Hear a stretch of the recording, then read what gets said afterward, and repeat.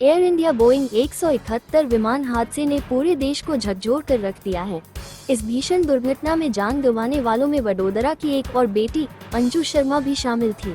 आज उनका पार्थिव शरीर वडोदरा लाया गया। अंजुबेन वडोदरा की अरुणाचल सोसाइटी में रहती थी। उनके निधन की खबर से सोसाइटी में शोक की लहर दौड़ गई। परिवार द्वारा पुलिस एस्कॉर्ट के साथ पार्थिव शरीर को लाया गया और सम्मान पूर्वक कफन में लपेटकर अंतिम यात्रा निकाली गई।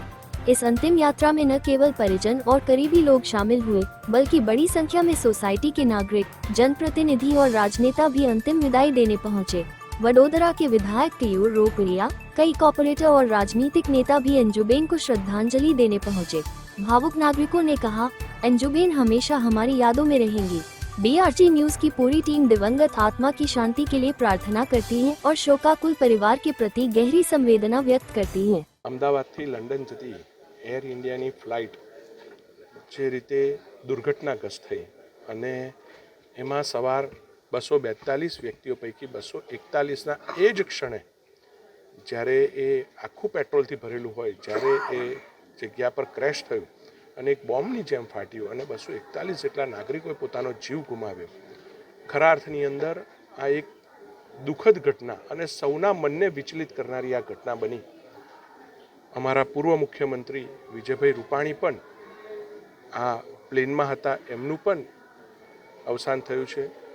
તેમના સહિત તમામ 241 જે યાત્રિકો મૃત્યુ પામ્યા છે એ તમામને હું ખૂબ ખૂબ શ્રદ્ધાંજલિ અર્પણ કરું છું અને મારી પાસે શબ્દ નથી કે હું શું કહી શકું, પરંતુ અમારા વિસ્તારના અરુણાચલ રોડ પર રહેતા નાગરિક અંજુબેન શર્મા પણ પોતાના ડોટરને મળવા લંડન જતા હતા, તો એમનું પણ દુઃખદ અવસાન થયું છે। આજે તેમની સ્મશાન યાત્રા રાખી છે।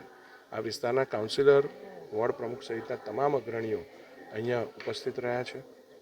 આ ઘટના એ એટલી બધી દુઃખદ છે કે 241 પ્લેન પર સવાર યાત્રિકોના નિધન થયા છે અને એની સાથે ત્યાં નીચે પણ જે હાજર હતા, જ્યાં પ્લેન ક્રેશ થયું ત્યાં પણ 20થી વધુ નાગરિકોના મોત થયા છે। ત્યારે આ ઘટના સમગ્ર રાજ્ય માટે, દેશ માટે ખૂબ દુઃખદ છે।